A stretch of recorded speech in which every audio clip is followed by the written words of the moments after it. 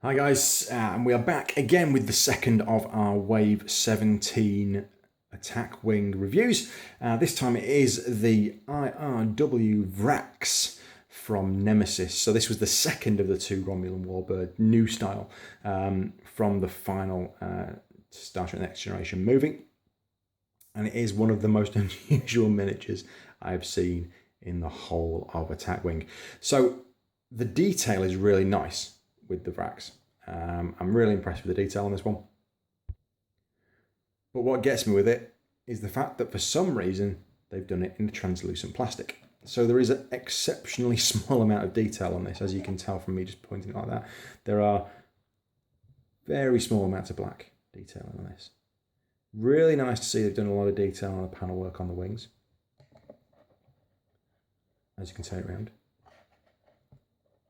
But there is just nothing else. It is incredibly plain. That's me being very silly. I should have taken off the stand first. Let's just pop that out. But as you can see, it is just very plain. Also, there's very little gap between the top wing and the bottom wing. If I just get it right, you can just make it out. But there is very little to say about it. Luckily, with this one, I've not had one that has got very obvious glue markings underneath the wings, as I've seen a couple around there that have got really obvious glue marks where the top and the bottom wing come to meet. It looks great, but I know that the one that they did earlier on was a much better paint scheme, so I'm a bit disappointed with it, if I'm absolutely honest. It's a nice shape, but it's a big ship. Let's try and bring in something that you'll all know is a bit of scale. Where's the Romulan Warbird? There we go. Let's bring in the Deridex. So the Deridex Warbird, just to give you an idea of the scale of this thing. I'm sorry, this isn't on the stand, but it will do for reference tool. There's your Deridex, and if I put that over the top, you can see that it is about 1.5 times bigger than the Deridex. There you go. It's quite a sizable piece of kit. Very wide. It actually just touches when it came out of the box, it actually touched both sides of the packaging that it was in. So it is a decent piece of kit. Also, I've just had to put it on a smaller stand, just purely because I can't actually get it on film otherwise. Okay, so there you go. That's the model itself. The ship is a 30-pointer. And for your 30 points, you are getting 4 in attack, 2 in defense, 6 hull, and 3 shield. So it's 1 more shield than the Thunderchild that we covered recently. And actually, that is the only difference between the two stats-wise. What you do find with the Romulans, of course, is that you're getting Sensor Echo and you're getting Cloak instead of Battle Stations and Scan. But it is a pretty decent ship. You are getting also 2 crew upgrades with this one. Let's just move her out of the way. You are getting 2 crew upgrades and 2 weapons upgrades for your 30 points. If you reveal a 4 forward manoeuvre immediately before you move, you can change it to a 4 bank manoeuvre and can treat it as a red manoeuvre, which is interesting because if you look at the manoeuvres from this one, as we said, it's exactly the same as the Thunderchild, although there is a slight difference in the fact that these 2 manoeuvres here are green. The 2 banks are both green. If you'll note as well, in comparison to this, there is no 4 bank, which is why you're using the auxiliary power token. It is a specific action. I know there's been some debate over whether you should be able to do this or not, because it's not actually something that the ship can technically do. But you have to remember that if you're using this as the generic Valdor class, you won't be able to do this bank maneuver. It's only for the Vrax. So there you go. Generic wise, again, you're losing one of your shields, and you lose one of your weapons, which takes you down to good old 28 points, which is in fact the same as the Thunderchild. So let's just pull those out of the way. And we shall take a look at the captain options for this one. So you do get your generic Romulan captain. There he is. We'll get rid of him straight away because we're not really bothered. But you do also get 2 other options here. I'm just going to pop the other way around, actually, because their stats are different. So you have Suran. He was actually in Nemesis, and his stat is a 6. Captain skill gives you the elite action, and he costs you 4 points. When attacking this round during the roll attack dice step, you are within range of 1 of a friendly ship. Set one of your attack dice to the result of your choice, and this dice can be rolled or re-rolled. So you're effectively buddying up with another ship. So you could actually put him around with another ship for the entire duration of the game, so you can always use this action. Don't have to disable it, don't have to discard it, don't have to do anything with it. So you can effectively guarantee a hit with every round if you're using Suran on this ship. Quite useful, I would suspect, especially if you're using flanking and bringing the ship in. But we'll come to flanking. Sorry, yeah, flanking attack, which is one of the things that you can do with this ship, which is different. It's one of the weapon upgrades. We also have Valal. Every time you defend this round during the roll defense step, you can choose to roll 2 less defense dice, but you can add an evade. Cracking. So you roll 2 less dice, get 2 less chances. You got 50% guaranteed success that you're going to get an evade with that one. It's a nice idea. I just think you're playing with fire. It's just interesting. They've got a nice attacking one and they've got a nice defense. You've got a good balance of choices on how you want to play that ship. So it can be a defense, it can be an attack.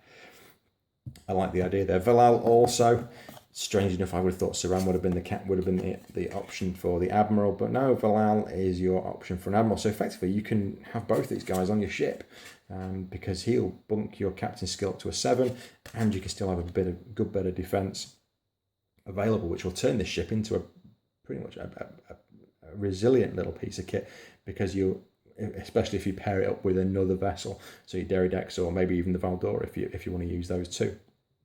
So an interesting pairing of captains with this one, I've got to say. Okay, let's take ourselves over to crew. No, sorry, let's go to our one elite action for this one, which is coordinated attack.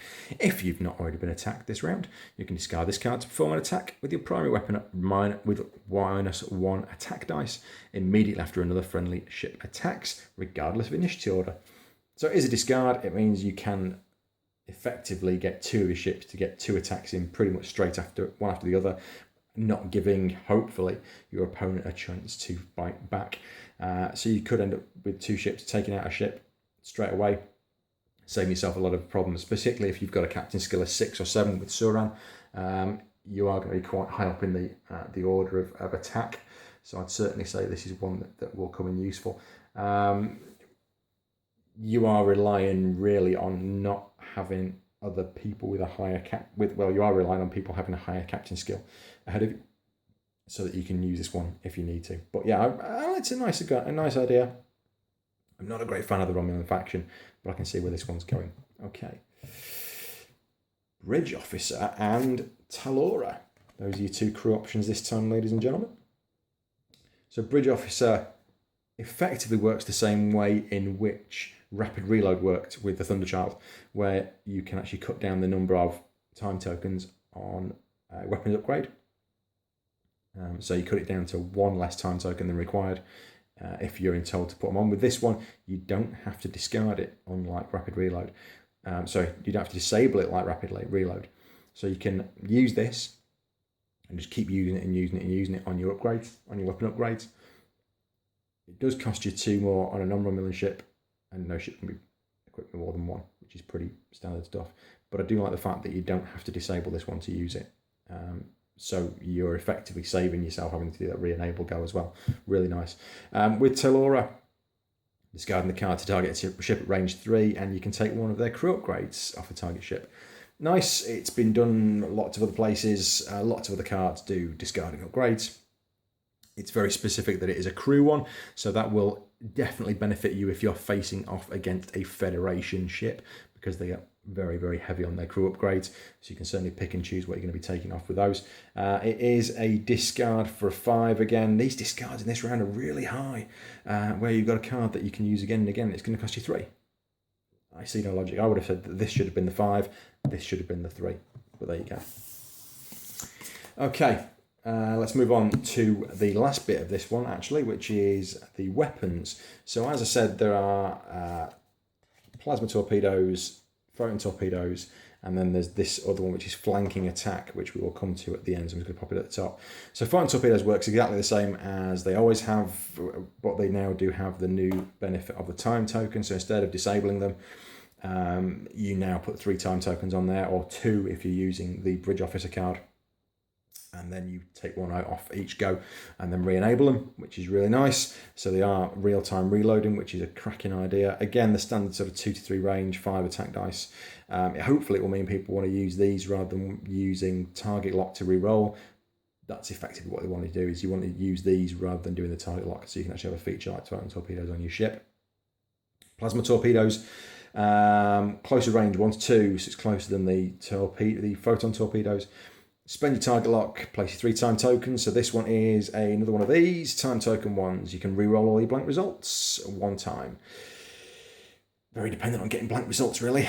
This one isn't dependent on blank results, but you are taking a bit more of a risk with these. Both of them are going to cost you 5 points. Which one would I personally go for? I personally hit the photon torpedoes because you're going to stay out of the way. This one, you're getting a bit too close to your enemy. Might cause some problems. But what we have got is flanking attack. So flanking attack is a 6 attack dice, range 2 to 3. It's a 1-use discard, 6 points, very high, but it means your defending ship is going to be rolling 1 less attack die. You also, and this is where we're talking about situational cards in the Thunderchild review, you can only fire this weapon from your forward firing arc, and only if your ship is not within the forward or rear firing arc of the defending ship. So you've got to come at it from the side. That's really, really key.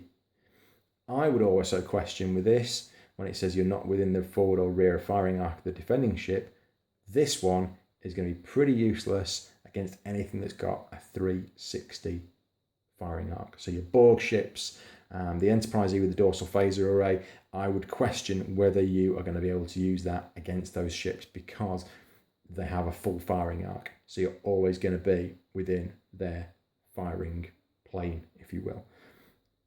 So very, very interesting to see if you can use that one. I think the answer is no. If somebody's got a different answer, please tell me. We're very interested to find out. Okay, the final cards that we've got here, you do get your standard Admiral and your additional card, which goes through the time tokens, as we said in the Thunderchild one, and also these continuous effect tokens, which we've not had yet, but I'm not going to really cover these until I tried to cover them in Thunderchild and make a complete dog's breakfast of it. But we're going to cover these off when we actually get a continuous effect token, because I think the card will explain what they do a lot more and the action will explain them. So you get another one of these as standard. The mission this time I feel a bit shortchanged with because it's the Battle in the Bassin Rift. Now, if you are a keen follower of Attack Wing, you will know that we've already had this at least once. My memory says that we've had it with the Scimitar. And effectively, this is just that battle from the other perspective. So you're now becoming the Romulan player rather than the Dreadnought player. And it even says to you, the enemy ship can have 100 points just for one ship, whereas you've got 120 points split across 2 ships and a Federation ship, 2 Romulan ships and a Federation ship. My point would be, why don't you just let the guy have, whoever it is that playing as the enemy ship, just give him the Scimitar. If you've not got the Scimitar, I understand, but if you've got the Scimitar, just use the Scimitar here. Just power it up to your 100 points.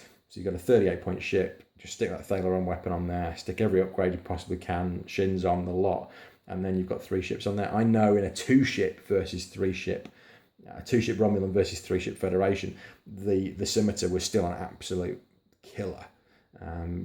Because of the upgrade power and just the sheer number of shields and upgrades on it. I'm going to do a review on the Scimitar because it is just so goddamn powerful. But yeah, it's a really good ship, really interesting battle. I just feel like we've seen this before. And as I said in the written review, you know, why couldn't they have just made a scenario up that wasn't dependent on that film? I know that they try and do it based on where the ship's from, but they could have done something a bit different with this one. And I'm just a bit annoyed that they didn't. But hey, that's me being my usual funny self. As usual, you get all your captain's tokens with it, your cards, the whole works as you would usually get with the ship. And it's a nice piece of kit. I'm just a bit odd feeling that why they did it in translucent plastic as opposed to doing it in the standard opaque plastic. There you go, I'll just pop Viral on there, looking nice and severe. Yeah, so it does fit in the standards box. This is the stand that I got with the ship. I have on occasion switched them around just because they get battered. Yeah, nice pack, nice ship. Would I use it very often? Probably would. My Romulan fleet is not something that is massively overpowered. I need to get some more scouts for it, to be honest. I think that's the problem. But yeah, there you go. That's the Valdor. Nice ship. Not quite as situational as the Thunderchild, but certainly one that I would say for Romulan players, you'll be wanting to get your hands on this one. If you like the video, give me a thumbs up. Otherwise, and we'll see you next time for the third and final review from Wave 17, which is the IKS Taong, which was from the episode The Emissary from Season 2. It's a really interesting pack. Some really different variations in there as well. But we'll see you then. Hope you enjoyed. Bye for now. Transfer complete.